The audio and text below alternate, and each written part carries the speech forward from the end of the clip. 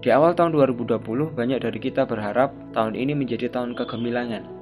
Banyak rencana yang dirancang, mulai dari hal terkecil hingga rencana besar. Meskipun kita tahu setiap tahun punya misteri yang membersamainya, tapi kita yakin setiap yang terjadi nantinya pasti ada maksudnya.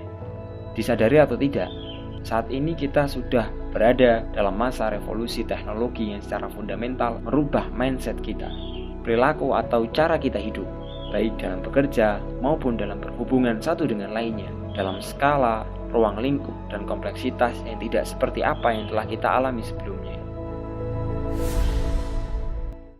Tapi semua berubah saat COVID-19 menyerang.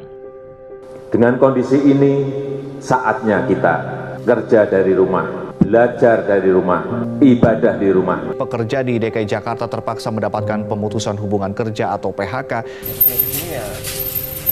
Disebutkan harga bahan pokok tersebut meningkat 2 kali lipat dari harga normal.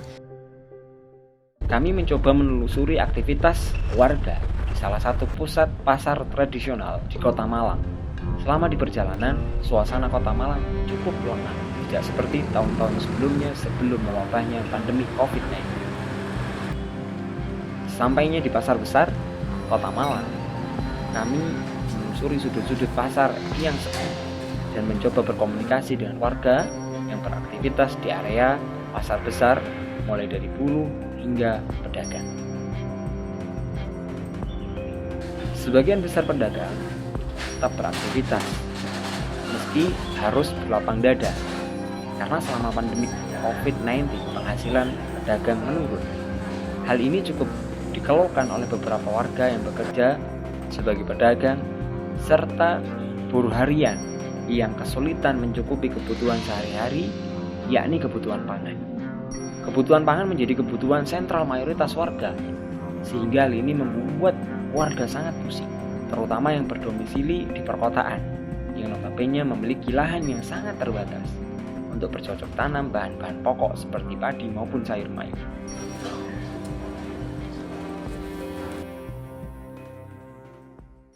Dari komunikasi dengan warga, pedagang, dan buruh, kami menarik satu permasalahan besar, yakni persoalan ketahanan pangan yang cukup pelik dihadapi oleh warga di tengah kondisi pandemik saat ini.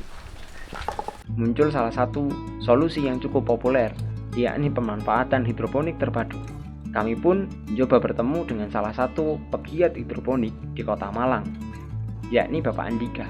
Karena kemarin ada panic buying, ada beberapa bahan pokok itu naik gitu ya, sehingga kemudian kita ingin mencari hal kreatif ya yang bisa untuk menahan ketahanan pangan gitu ya, menopang ketahanan pangan di keluarga gitu. Nah, salah satu yang bisa kita lakukan di keluarga kecil semacam ini adalah dengan bercocok tanam atau bertani dengan metode hidroponik. Secara hasil, maka dia lebih seger, lebih anti pestisida ya, jelas ya. Membangun komunitas dengan hidroponik di masing-masing kota itu penting ya, untuk bagaimana kita membangun relasi ya, kemudian nanti juga mempermudah pemasaran ya, bisa sharing kalau ada problem dan sebagainya.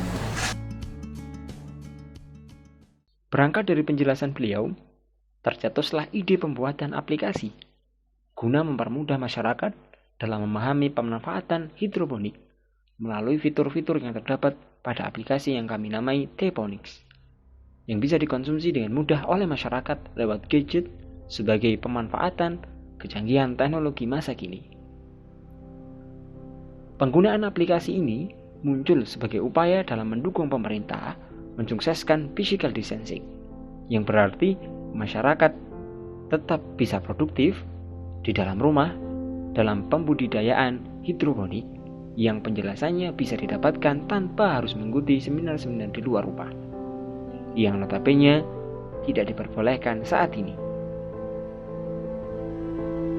Mari saling menguatkan antara satu dengan yang lainnya, saling support antara satu dengan yang lainnya, karena kekuatan itu muncul ketika kita bersama.